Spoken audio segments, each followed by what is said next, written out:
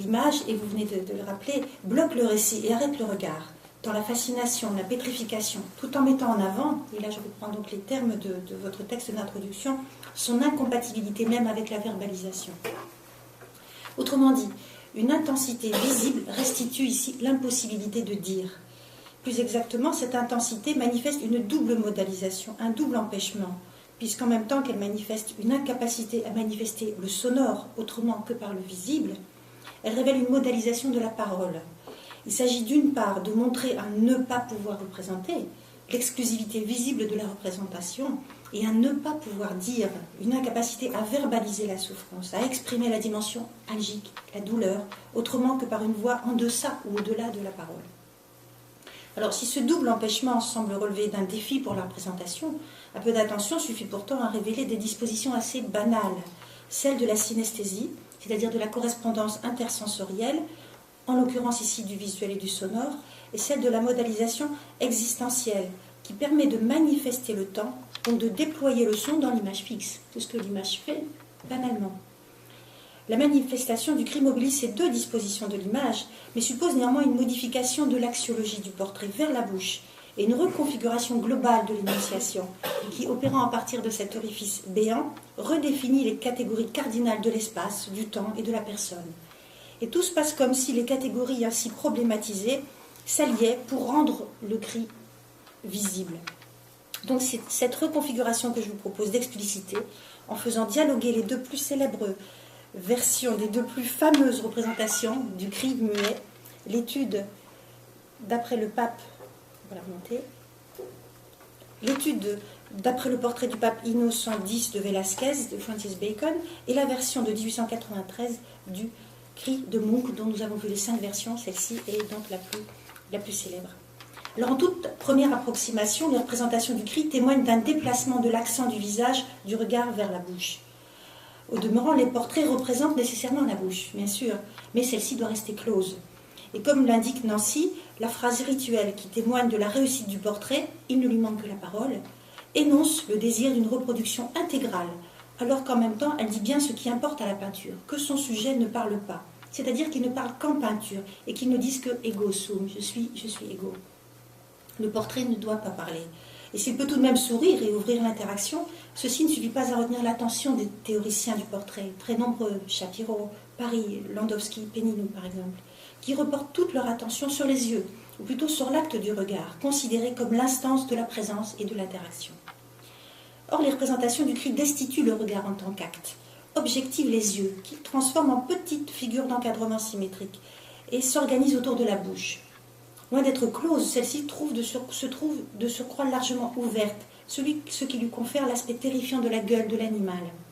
Comme l'indiquait Bataille, la violence bestiale de la bouche humaine peut en effet prendre le dessus en certaines occasions, en l'occurrence de la colère ou la souffrance. Cet auteur explique qu'au moment du cri, l'être humain relève la tête de sorte que sa bouche vient se placer dans le prolongement de la colonne vertébrale. La bouche devient alors une zone d'indiscernabilité entre l'homme et la bête, dit-il. Nous reviendrons sur ce point quand nous aborderons la définition de la personne. Mais pour l'instant, il importe de concentrer l'attention sur le trou noir qui est ainsi ouvert au centre du tableau. En suivant Benjamin Delmotte, on pourrait associer ce fond obscur à un rien, qui ne serait pas rien du tout, mais plutôt rien de tout. Et plus exactement, il renvoie à la bouche ouverte du pape par le dédoublement et la transitivité qui sont au principe de la représentation, c'est bien une bouche, mais aussi par réflexivité à l'opacité du matériau.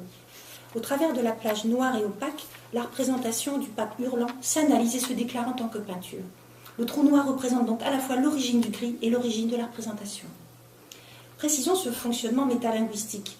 Cette bouche sombre s'impose comme la seule plage uniforme du tableau, un petit point noir qui n'est relié à aucun autre point de la composition, une sorte de gouffre béant et de foyer central. La mise en rapport de l'orifice de la bouche et du fond noir s'avère du reste particulièrement intéressante, car en révélant deux localisations différentes dans la profondeur, elle suffit à mettre en cause le statut de fond. Éclaircie et mise en mouvement par l'estrie verticale, la plage, qui est censée tenir lieu de fond du tableau, semble s'avancer, relativement au trou obscur qui, corrélativement, devient une plage éloignée, susceptible de revendiquer à son tour le statut de fond. Il s'impose alors, comme le fond figural du tableau, un espace de projection, et comme un gouffre figuratif, un trou ouvert dans le corps, à la fois grunt et abgrund, pourrions-nous dire, ou pas, si on n'était pas chez les anglophones. Mais ne quittons pas des yeux cette bouche ouverte.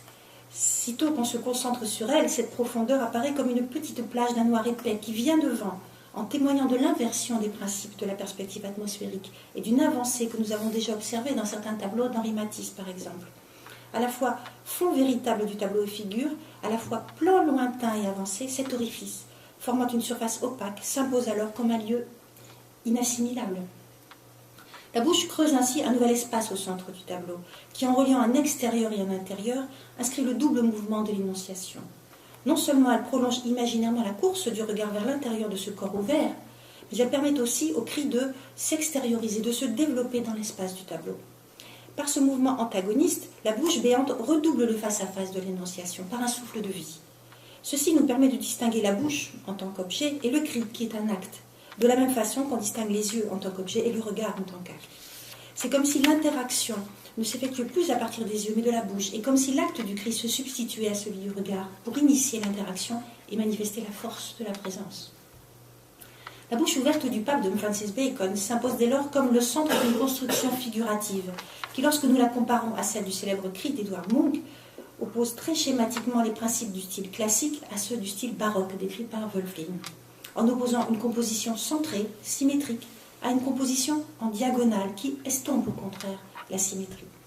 Mais cette opposition resterait bien sûr très réductrice, car en témoignant de la réversibilité de l'énonciation, les deux cris témoignent de tension, à la fois centripète, qui concentre l'attention autour de la bouche, et centrifuge, qui diffuse le cri et ouvre l'espace, en contrevenant à la fermeture caractéristique du style classique.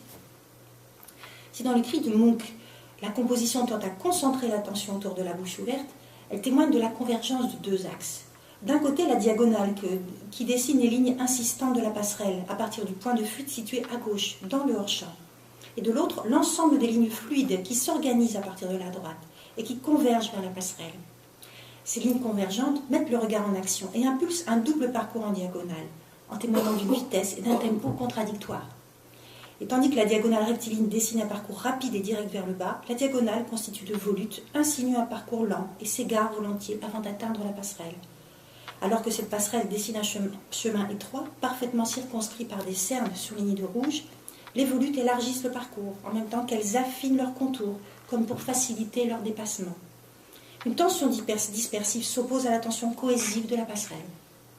Il faudrait sans doute noter la ligne droite rouge qui borde verticalement le tableau à droite, et encadrant le regard forme un angle aigu avec les lignes de la passerelle. Mais tous ces contrastes mettraient en tout cas deux choses en évidence.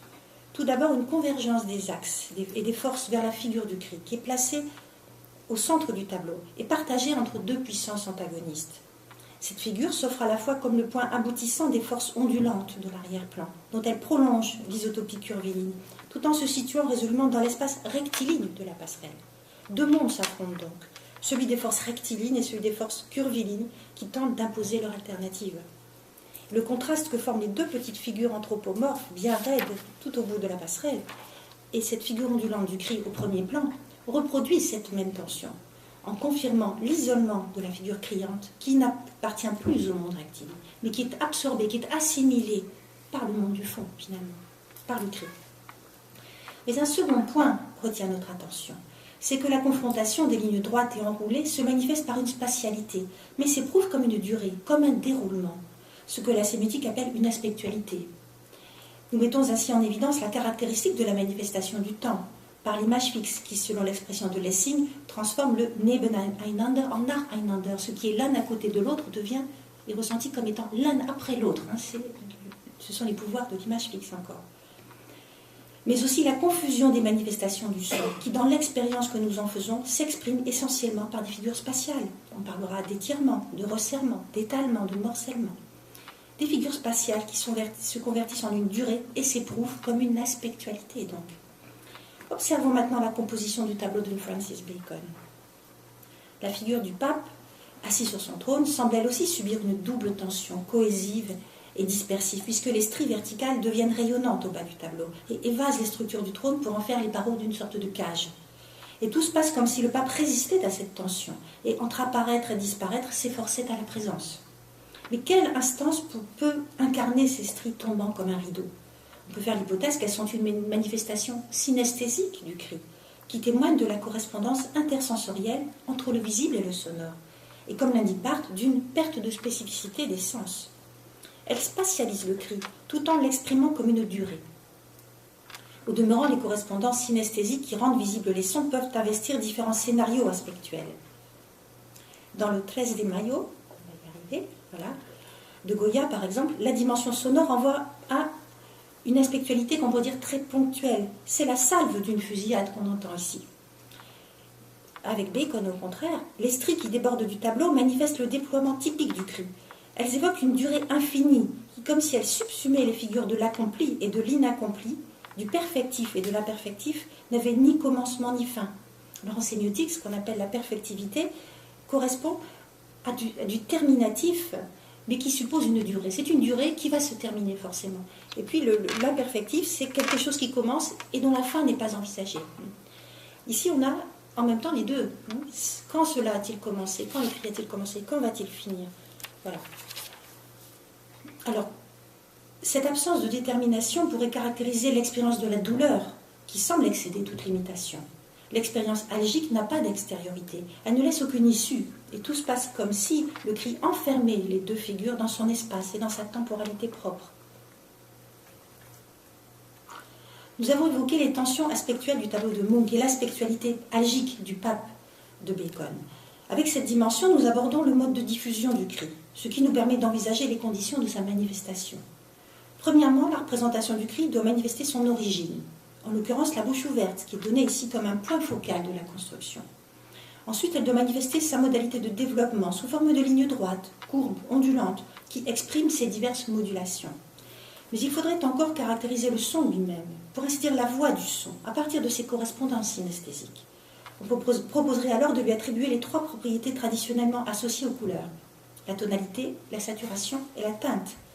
On traduirait alors, au travers du contraste tonal, l'opposition entre des sons graves et aigus, au travers du déploiement des plages, les modulations graduelles de l'intensité, et par les contrastes de teinte, celui du timbre. Le timbre serait ainsi, au sens propre, comme figurait la couleur de la voix. Pour caractériser le son ici transformé en couleur, une relecture des propositions de Kandinsky s'avère utile et permet d'opposer les deux représentations de cri en leur associant des gammes chromatiques distinctes. S'attachant précisément au contraste du jaune et du bleu, Kandinsky leur assigne respectivement le son pénétrant du canari et ce renfermé du coucou, le son aigu de la fanfare et celui grave de l'orgue notamment. En retenant ces correspondances, en les organisant en une composition spatialisée, en les nuançant par l'apport du rouge, on obtient les modulations d'un cri qui se répand dans l'espace en changeant de tonalité, en changeant d'intensité, de timbre. Et tout se passe comme si, entre gravité et stridence, le portrait hurlant se transformait en un champ de force chromatique et musicale. Et retenant les propriétés synesthésiques de poids, on observerait en outre que Munch place le bleu sombre et pesant en bas, comme pour lester son tableau, et le rouge en haut, alors que Bacon place le jaune en bas et le bleu en haut, pour l'accrocher au fond noir. Mais le plus intéressant resterait que l'opposition topologique des sons graves et aigus pourrait être rapportée à la hauteur de leur expression, qui associe les sons graves à une descente dans le fond de la gorge et les sons aigus à une montée. Un pas supplémentaire pourrait encore être fait pour, alliant le sémantique et le poétique, associer à ces images du cri le son du mot. On distinguerait alors le cri strident qu'on associerait en suivant Kandinsky au jaune et au rouge et le hurlement grave à la profondeur du noir et du bleu. On obtiendrait ainsi deux grands modèles de synesthésie, le hurlement classique, profond et lourd, et le cri baroque léger qui file en diagonale. Alors si toutes ces propositions restent très spéculatives, elles suffisent à témoigner de la puissance imaginaire des synesthésies, qui par la manifestation des couleurs suffisent à décrire un son, mais aussi un poids, une résistance, une spatialité, une dimension affective, voire algique, en inscrivant de surcroît la topologie du son sur la forme du corps. Et parvenu à ce point de notre parcours, il nous faut pourtant nous acquitter d'une conception de la synesthésie postulant une correspondance terme à terme entre le visuel et le sonore, fondée sur des systèmes d'équivalence à la façon de Kandinsky, pour préférer une conception globalisante, par exemple celle de Jacques Fontanier. Or, selon lui, c'est seulement le positivisme ambiant qui invite en effet à distinguer des ordres sensoriels, qu'il faudrait plutôt associer dans une forme syncrétique, exploitant des réseaux, des grappes, des faisceaux de sensations.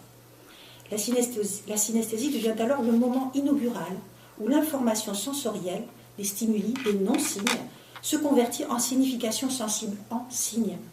Et cette complexité première lui permet de s'affranchir d'une conception fondée sur des modalités sensibles pour décrire des champs sensoriels. Par exemple, le champ de l'ouïe, qui se construit comme une bulle autour du corps.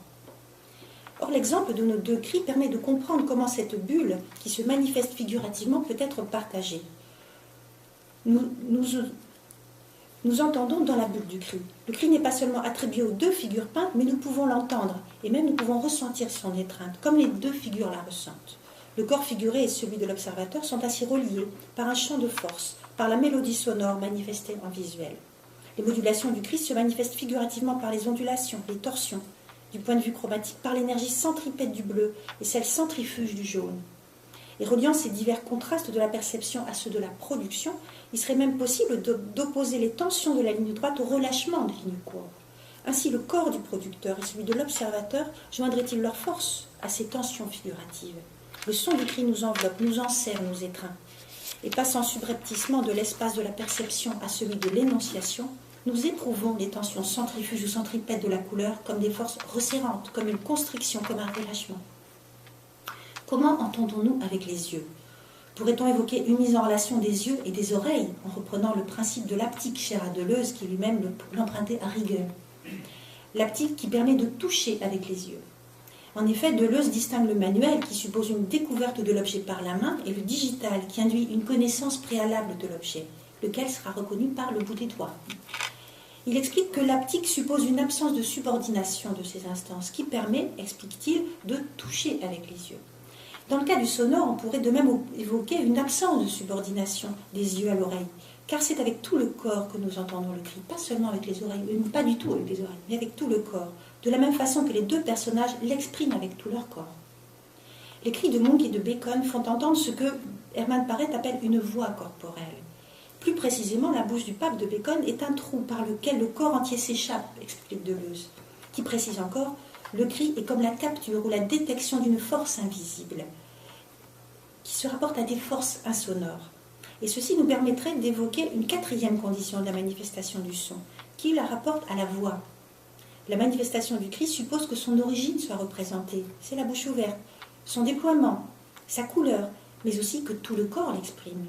En ce cas, la gueule grande ouverte et renversée du pape traduit non seulement une origine, mais une amplitude extrême et le recouvrement de toute la hauteur du son, des graves aux aigus, du sombre au clair. Passant de l'espace sensible des figures et de la perception à l'espace énonciatif, où s'instaure une intersubjectivité, nous avons observé comment la bouche peinte faisait entendre le cri par différents procédés figuratifs. Mais il ne s'agit pas seulement de manifester une présence sonore, ni même une puissance par le mouvement du corps allié à la traversée de la gamme chromatique, mais de montrer comment le son blesse la chair et enfreint même les limites du corps propre. La violence du son se manifeste par une dépersonnalisation. En effet, si le timbre de la voix caractérise une personne et assure son identification, au cinéma par exemple, c'est le timbre de la voix qui permet de reconnaître l'acteur et qui transforme ce son en source du son, cet acteur en source du son acousmatique, cette présence de la personne s'estompe dès lors que la voix se transforme en cri. Ainsi, ces bouches ouvertes font-elles entendre une voix impersonnelle qui corrobore l'apparence du masque du cri de Munch. Ce masque blanc, qui a été pris sans doute pour modèle pour le film Scream, substitue, comme l'a indiqué Louis Marin, au visage singulier, une expression figée dans l'horreur, qui nous fait tous semblables. Au-delà de la dépersonnalisation, le cri de Bacon, qui, comme celui d'une bête, ramasse le corps du pape en arrière et efface à peu près ses orbites, évoque plutôt la déshumanisation, qui est déjà soulignée par Bataille. Mais même si le pape n'avait pas emprunté la pose archaïque de la bête, on pourrait se demander si l'instabilité des catégories spatiales et temporelles ne suffisait pas à lui faire perdre pied, à le dissoudre, à l'ébranler en tant que personne. La temporalité, c'est l'individualité, nous dit déjà Tsvetan Todorov. Dans quel espace-temps stable cet individu pourrait-il s'épanouir? Si l'intensité du cri ébranle les catégories de la personne, elle fait aussi perdre la consistance des objets. Pour comprendre cette dimension, une comparaison avec le memento mori et la nature morte s'avère particulièrement éclairante. Elle permettrait tout d'abord d'opposer l'instabilité extrême du cri à la stabilité tout aussi radicale du memento mori, par exemple celui ici de Philippe de Champaigne, mais ménagerait un moyen terme, la nature morte, qui est animée par un mouvement caractéristique de la vie vers la mort, que nous avons, en reprenant les propositions de Claudel, traduit par un petit système semi-symbolique qui associe donc la rigidité, la rectitude des objets de l'arrière-plan à la flexibilité, et qui oppose aussi l'inorganique des objets de l'arrière-plan à l'organique de devant. Voilà, donc la nature morte finalement manifeste un déplacement de la vie vers la mort et de l'organique vers l'inorganique. C'est une chute qui est représentée, qui est potentialisée. Avec cette comparaison, on mesure mieux l'immobilité totale du memento mori, dont les objets séparés les uns des autres et pétrifiés dans le noir semblent d'une pesanteur extrême. Et au contraire, l'instabilité du trône du pape, littéralement traversé par le cri. Et corrélativement, on vérifie la précision analogique du memento mori et la capacité des objets à s'offrir comme des détails fascinants, susceptibles de mobiliser notre attention pour y rechercher un point de fixation de la signification. Et comparativement, l'imprécision des traits du cri de Bacon et l'incapacité des formes à retenir notre attention. Il n'y a plus de détails. Le regard glisse, pour ainsi dire, sur cette toile, traverse les objets et leur fait perdre toute consistance. À l'immobilité, à la précision analogique et à la pesanteur s'ajoute un effet de sens de matérialité, tandis que la mobilité et la fluidité des formes du cri lui font perdre de vue la matière des objets. La différence restitue la tension entre le figuratif et le plastique. Le figuratif, centré sur la description des objets du monde, matérialise les objets, alors qu'à l'inverse, le plastique les dématérialise. Le memento mori impose une lecture figurative où la matière pèse, pour ainsi dire, de tout son poids, alors que le pape de Bacon impose au contraire une lecture plastique qui dématérialise. Ainsi, tandis que la dimension plastique s'impose, que la peinture s'impose en tant que peinture, les objets représentés semblent perdre leur consistance. Tout se passe comme s'ils s'efforçaient eux aussi de résister à la présence. Il y a donc désobjectivation, dépersonnalisation, car tout flotte dans cet espace-temps mouvant. C'est cette expérience d'une désintégration, d'un arrachement à nous-mêmes que nous faisons avec le pape de Bacon. Alors pour revenir à notre discussion collective sur l'indicible, on voit mieux comment dans ces représentations du cri, l'image prend le relais de ce qui ne peut se dire. Mais on voit surtout qu'elle affronte cet empêchement par une alternative, que Deleuze envisage comme celle de la représentation du spectacle de l'horreur ou la sensation de l'horreur. Soit Bacon représentait le spectacle de l'horreur, explique-t-il, soit il représentait cette horreur comme sensation. C'est à peu près l'alternative que choisissent les monuments aux morts, qui jusqu'à la Première Guerre mondiale reproduisaient une iconographie dramatique assez stéréotypée. Et depuis la Seconde Guerre mondiale et depuis les monuments de la Shoah, s'attachent plutôt à faire partager la sensation de l'horreur. Donc on retrouve cette alternative qui était déjà posée par Deleuze. Prendre ce parti de la sensation permet bien sûr de dépasser toutes les limitations du représentable. Mais que nous apprennent plus spécifiquement les cris de nos deux peintres. Ils nous font plutôt découvrir un moyen terme, en introduisant un alter ego, le pape ou le personnage de Munch, auquel sera attribué le cri. Nous sommes à peu près confrontés à un portrait, mais un portrait qui aurait subi un décalage du regard vers la bouche, et qui manifesterait la présence d'un sujet qui ne s'appartient plus, et qui menace l'observateur de ne plus s'appartenir en l'étreignant de son cri. Voilà, donc il y a un saut dans l'énonciation qui permet, au-delà de l'interaction, qui est le lot commun du portrait finalement, d'enserrer l'observateur dans cette bulle sonore du cri. Voilà, de faire partager cette sensation. Merci beaucoup.